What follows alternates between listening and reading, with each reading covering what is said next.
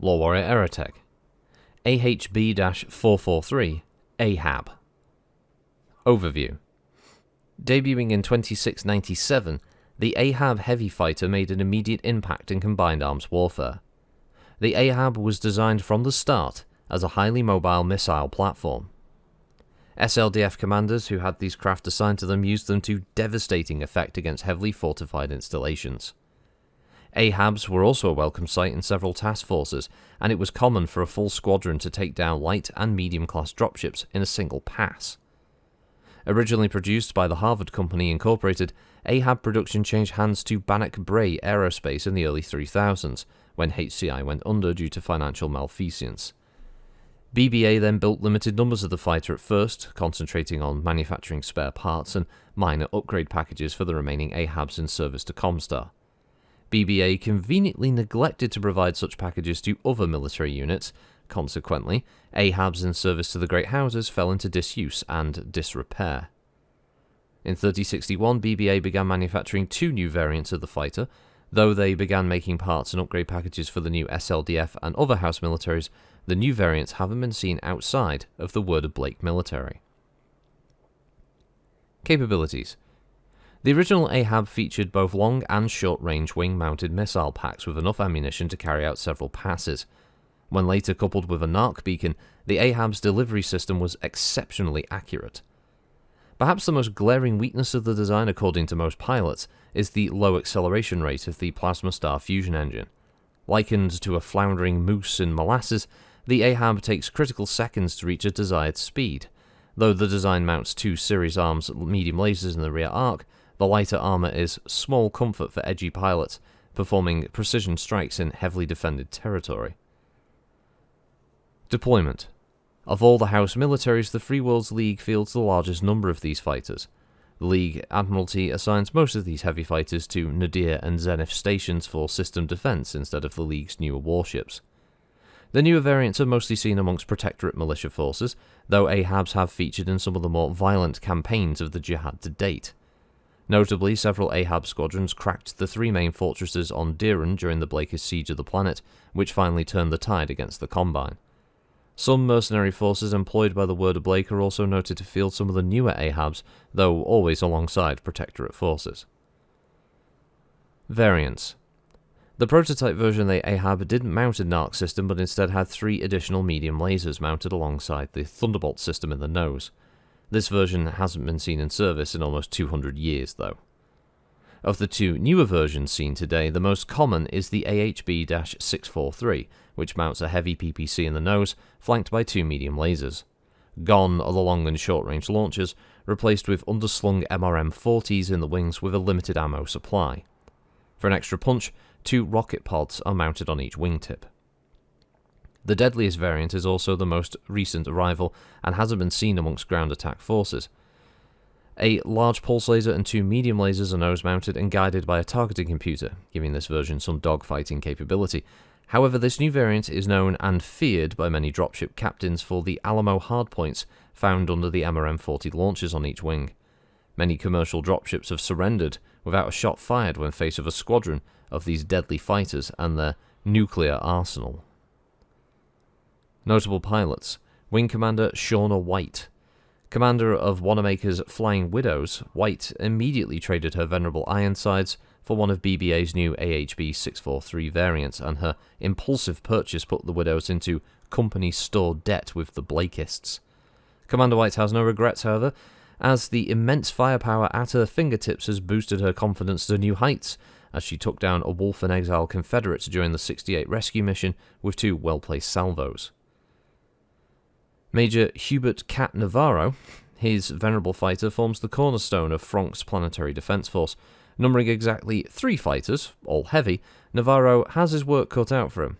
So far, the small defensive force has repelled exactly 1 raid, claiming 2 Sparrowhawks belonging to Warwick's War Riders, a new pirate band operating throughout the Fronk reaches. It's a flying transport ship with wings. That's what it is. You can't remove the fact that it's basically a fucking shuttle with wings on it. This thing's ugly. Let's get to it. It's a 90-tonner with the frame as a Wakizashi Heavy Unlimited. Power plant is a Plasma Star 270 with armor provided by Force Plus.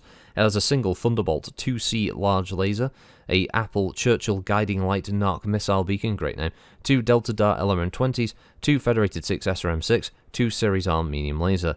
Manufactured by Bannock Bray Aerospace, primary factory on Terra. Communication system is a MyCom LVR, and the targeting and tracking system provided by Antron 7.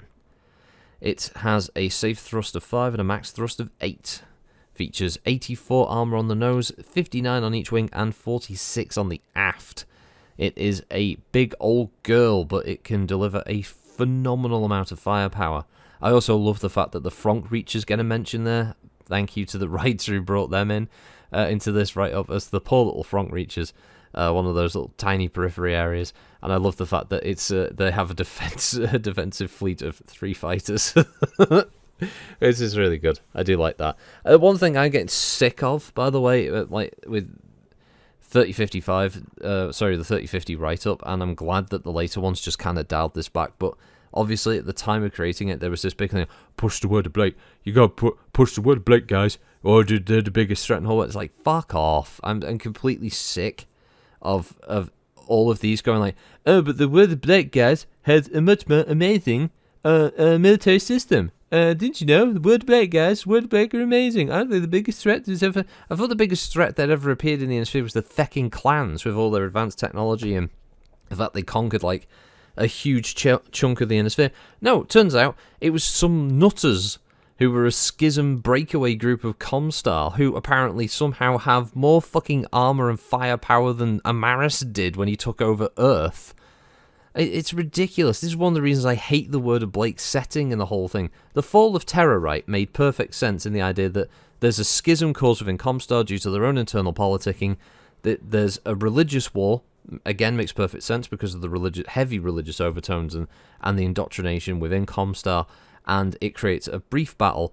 Earth itself falls, but at the time it happened, obviously there was the new Star League that had been formed, and what should have happened was a chunk of those systems around Earth were taken by the Word of Blake. They rose up, they threatened all kinds of mass destruction, all the rest of it, like crazy jihadists will, and then the Comms Guard, the loyal Comm Guard, and the Star League together go to Earth and kick the shit out of Word of Blake and get rid of them for good.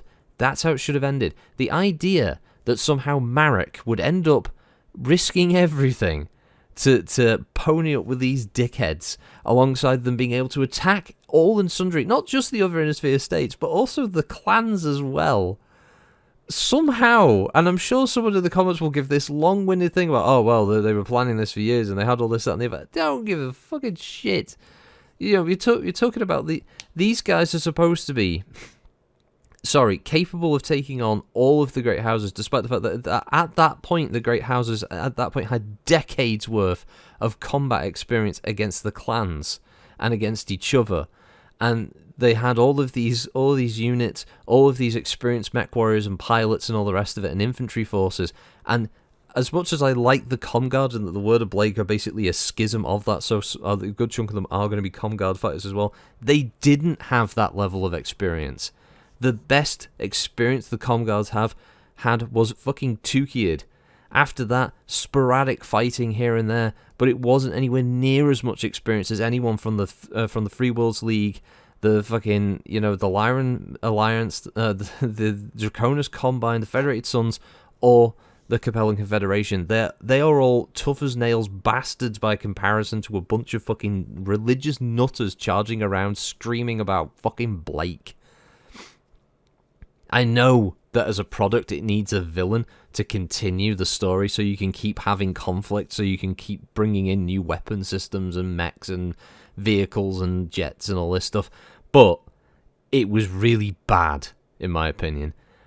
The Word of Blake just sucked. And I'm not saying that if you're a fan of the Word of Blake that you're wrong for liking them. That's perfectly fine, don't get me wrong. It's like, I'm not a fan of the clans, but I'm not going to tell someone, oh, you can't be a fan of the clans. It happened, and I don't say that it didn't happen in Battletech.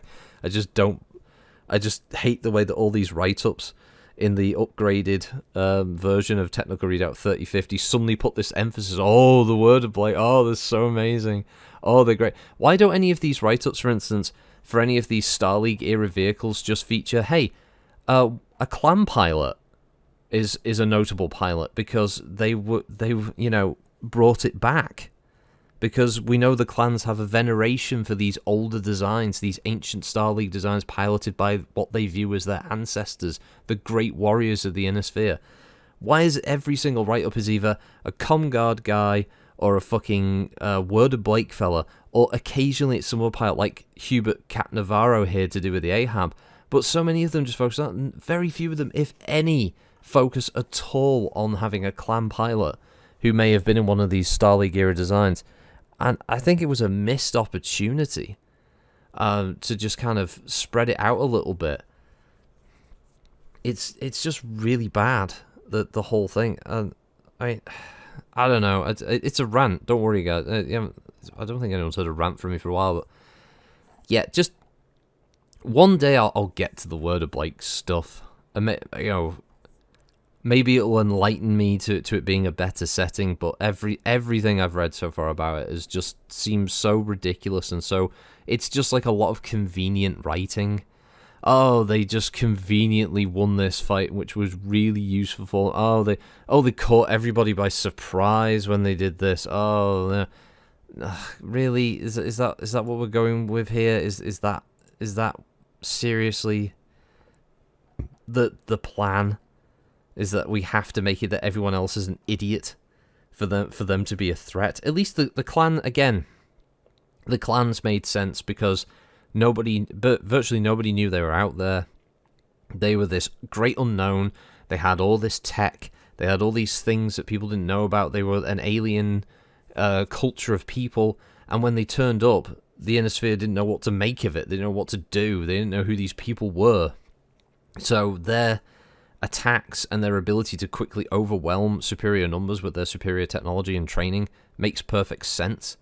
Whereas the Word of Blake aren't anything like the clans. They're just nutters. That's it. They're just religious nutters. It's like a real-world analog, but just because, like, fucking Daesh exist, or ISIS, whatever you want to fucking call them, oh, well, their religious fervor allows them to overrun entire fucking countries because they're so powerful. No, it doesn't make... No, it's just because you've got fucking religious zeal does not mean that you're particularly well-trained or a good fighter, or even capable of making the right decisions on a battlefield when needed.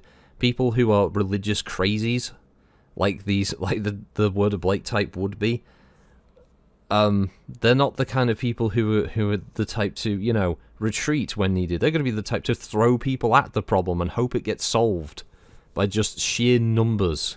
It's like the fucking Imperium in 40k. We'll just throw wave after wave of our Imperial Guardsmen at it, and eventually the problem will solve itself, because they'll eventually kill it. I don't know, someone will correct me in this, and they'll explain, well, the Word of Blake, blah, blah, blah, this, that, and the other. They're not quite religious crazies, like some of the people are, and I'm sure there's shades of grey with all these things. It's just me ranting, don't take it too seriously. Anyway, thanks for listening to this extended ending here for the Ahab.